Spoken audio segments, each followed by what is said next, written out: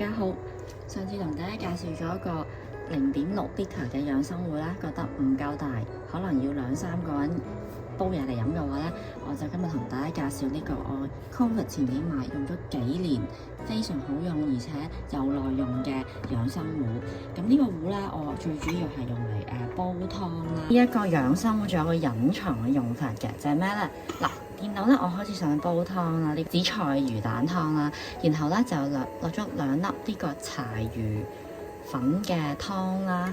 有一個隱藏用法就係除咗煲湯咧，就係呢個北菇臘腸飯啊。OK， 嗱，我咧而家落咗大約係1000 ml 嘅水。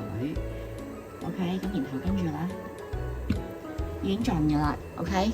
因為咧係最好就係可以 cover 到晒啲嗰個玻璃樽啦，然後咧冚好蓋，跟住咧插電掣 ，OK， 然後咧我就會用煲60分鐘嘅養生湯嘅煲咧去煮佢啦。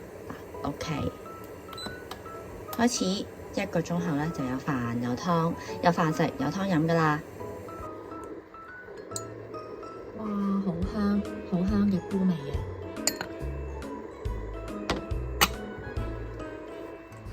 個湯喺度煲好啦，然後咧個飯就可以直接淋啲豉油就喺度食噶啦。唔係一個夜晚臨瞓前咧就暖翻啲，再熱翻啲奶嚟飲嘅。咁啊，講下佢啲 feature 先啦。呢一個蓋咧就非常之好嘅，有得隔渣嘅。咁啊，我忍唔住要同大家講暖翻啲奶呢一個 function 先，因為真係我覺得超級好用嘅。咁啊，見到咧，其實佢有個配件咧就係一個燉盅嚟嘅，可以燉嘢嘅，然後仲加配埋一個非常之實淨嘅兜俾你去裝住佢。咁啊，暖翻啲奶係點咧？首先你將啲水咧加到去1.2 litre 啦，跟住之後就放啲奶喺呢一個燉盅入邊，然後咧冚好蓋之後咧。就冚翻個蓋之後，就喺呢一度 milk 呢度有個 milk 嘅 function 咧。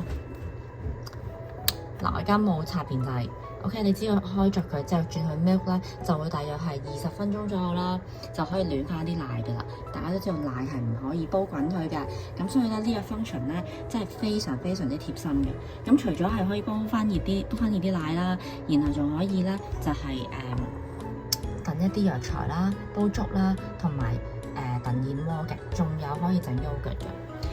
另外咧，一個好貼心又好用嘅設計咧，就係嗱，你想煲一啲紅棗生薑茶咧 ，OK， 咁你通常好多時都係就咁掉晒落去啦。咁有時咧就會覺得，好麻煩啊，因為即係掉隔渣隔成咁啊。咁除咗呢度有個貼心嘅隔渣之外啦，其實我用於煲湯比較有用啲對我嚟講，因為當我煲養生茶咧，就會將啲料掉晒落去，放咗落去之後咧，就咁就可以煲啦。OK， 跟住仲可以開翻個蓋啦，呢個蓋冚得好實嘅。想中途加多粒紅棗冇問題，加多啲菊花都冇問題嘅。煲完之後咧，就攞翻出嚟，然後咧放翻喺呢個好硬淨嘅兜嗰度就 OK 噶啦。咁嗱，可以睇下啲 function 啦。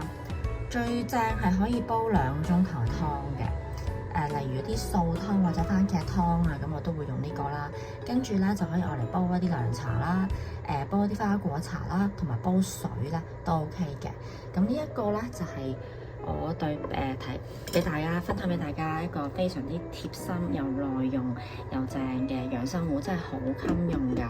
咁嗱，有興趣嘅話咧，就可以睇下下邊咧，我會 share 條 link 啦，大家就可以喺嗰度買免郵費送去加拿大任何一個地方嘅。多謝大家。